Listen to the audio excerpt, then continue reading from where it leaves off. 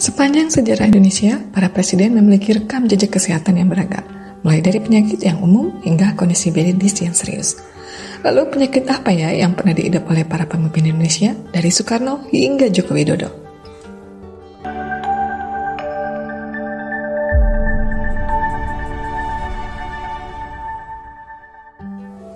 Soekarno. Di balik sosoknya karismatik dan berapi-api, Presiden pertama Indonesia Soekarno ternyata harus berjuang dengan kondisi kesehatan yang serius sepanjang masa hidupnya. Sejak masa muda, beliau sudah akrab dengan penyakit malaria, yang bahkan sempat membuatnya terbaring saat menjelang proklamasi kemerdekaan. Namun, penyakit yang paling menggerogoti kesehatannya adalah ginjal. Soekarno mengidap penyakit ginjal kronis yang membuatnya harus menjalani pengobatan di berbagai negara, termasuk Wina, Austria. Kondisi ini terus memburuk hingga akhir hayatnya dan menjadi salah satu faktor utama yang melemahkan kesehatannya. Penyakit ginjal kronis atau PGK adalah kondisi di mana ginjal mengalami penurunan fungsi secara bertahap selama lebih dari 3 bulan. Ini berbeda dengan gagal ginjal akut yang terjadi tiba-tiba. PGK bisa berkembang dari kerusakan ginjal ringan hingga gagal ginjal stadium akhir. Gejalanya membengkakkan di kaki, pergelangan kaki atau wajah, kelelahan dan lemas ekstrem, perubahan pola buang air kecil seperti lebih sering kencing di malam hari atau urin berbusa, kulit kering dan gatal, nyeri pinggang di bagian bawah tulang rusuk, penurunan nafsu makan, dan berat badan. PGK seringkali disebabkan oleh penyakit lain yang merusak ginjal seiring waktu. 2 penyebab utamanya adalah diabetes dan hipertensi. Faktor resiko lainnya seperti riwayat keluarga dengan penyakit ginjal polikistik atau kista di ginjal, infeksi ginjal berulang, penyakit autoimun seperti lupus, penggunaan obat-obatan tertentu secara berlebihan dalam jangka panjang.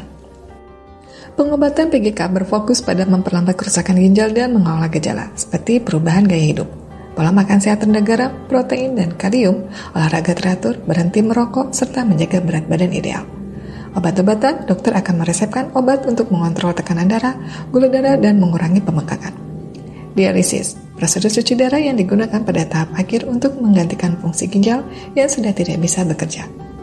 Transplantasi ginjal, prosedur operasi untuk mengganti ginjal yang rusak dengan ginjal sehat dari donor. Soeharto. Pada masa kepemimpinannya, ia pernah terserang malaria dan harus dirawat intensif. Namun, masalah kesehatan yang paling sering dikaitkan dengan Soeharto adalah komplikasi penyakit di masa tuanya.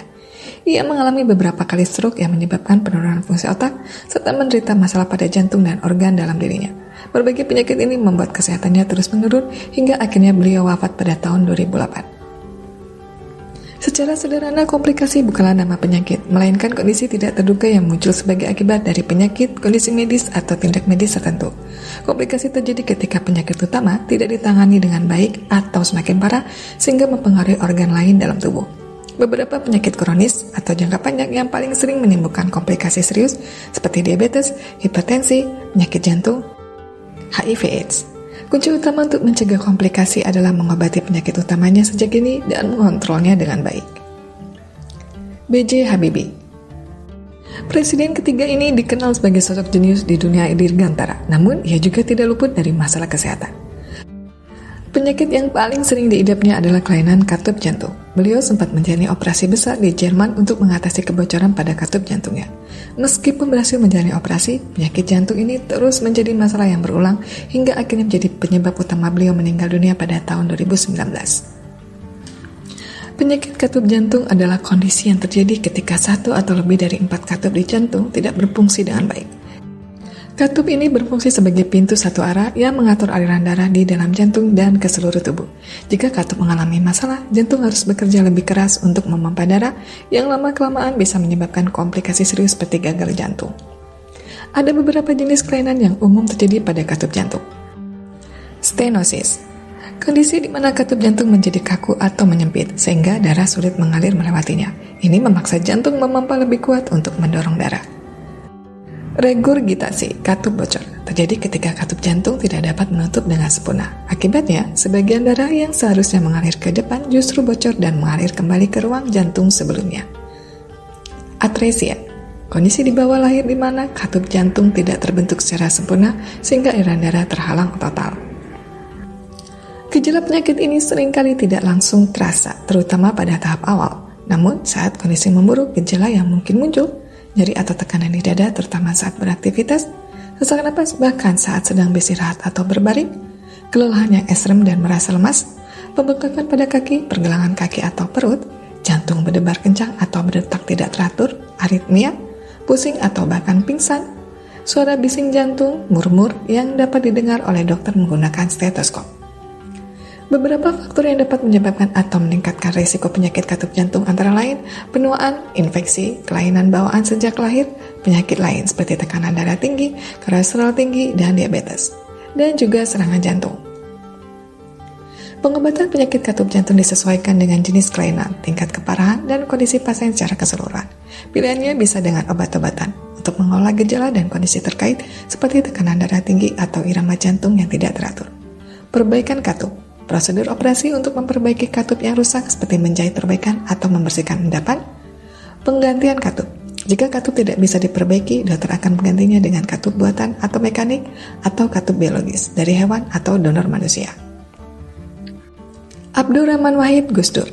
Presiden keempat Indonesia Gus Dur memiliki riwayat kesehatan yang paling kompleks di antara para pemimpin lainnya. Kondisi matanya yang mengalami glaukoma membuatnya kehilangan penglihatan. Selain itu, ia juga mengidap beberapa penyakit kronis seperti diabetes dan jantung. Gus Dur pernah beberapa kali mengalami stroke yang membuat mobilitasnya terbatas. Kombinasi penyakit-penyakit ini menjadi tantangan besar dalam masa kepemimpinannya dan akhirnya menjadi penyebab utama wafatnya pada tahun 2009. Ketiga penyakit ini, glaukoma, diabetes, dan penyakit jantung, memiliki hubungan yang erat dan seringkali saling mempengaruhi. Diabetes dan penyakit jantung seringkali menjadi penyebab utama atau memperburuk glaukoma. Diabetes yang tidak terkontrol adalah pemicu utama yang dapat menyebabkan komplikasi serius termasuk glaukoma dan penyakit jantung. Oleh karena itu, pengelolaan diabetes yang baik dengan menjaga pola makan sehat, berolahraga teratur, dan mengontrol gula darah adalah kunci untuk mencegah tidak hanya komplikasi pada mata dan jantung, tetapi juga pada organ tubuh lainnya. Megawati Soekarno Putri. Kesehatan Megawati seringkali menjadi sorotan publik, namun kabar mengenai penyakit serius yang dideritanya kerap dibantah. Megawati pernah dikabarkan menderita flu dan harus beristirahat setelah kunjungan ke luar negeri.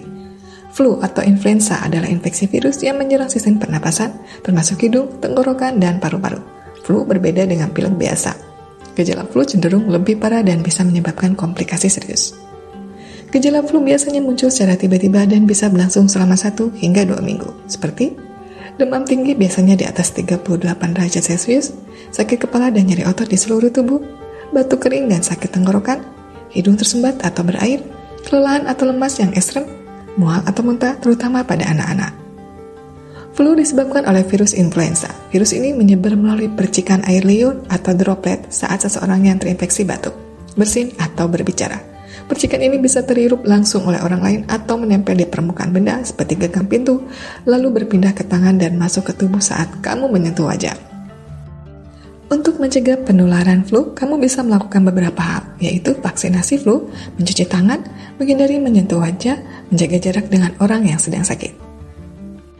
Susilo Bambang Yudhoyono, SBY. SBY pernah menjalani pengobatan untuk penyakit kanker prostat. Penyakit ini umumnya diderita pria seiring bertambahnya usia. Ia menjalani perawatan intensif di luar negeri untuk mengatasi kondisi tersebut. Kanker prostat adalah jenis kanker yang berkembang di kelenjar prostat, sebuah kelenjar kecil pada pria yang terletak di bawah kandung kemih. Kanker prostat adalah salah satu jenis kanker yang paling umum diidap pria, terutama pada usia lanjut. Gejala yang mungkin timbul yaitu kesulitan atau rasa sakit saat buang air kecil, aliran urin yang lemah atau terputus-putus, perasaan tidak tuntas saat buang air kecil, sering buang air kecil terutama pada malam hari, adanya darah dalam urin atau air mani, nyeri panggul atau punggung yang tak kunjung hilang, sakit saat ejakulasi. Faktor yang dapat meningkatkan risiko seseorang mengidapnya, usia, riwayat keluarga, ras, pria keturunan Afrika memiliki risiko lebih tinggi, pola makan tidak sehat seperti diet lemak dan rendah buah serta sayuran, dan obesitas.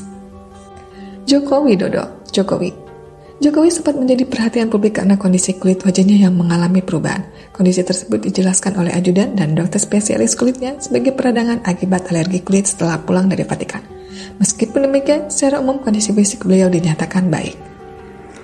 Alergi kulit adalah reaksi sistem kekebalan tubuh terhadap zat-zat tertentu yang dianggap berbahaya, padahal sebenarnya tidak.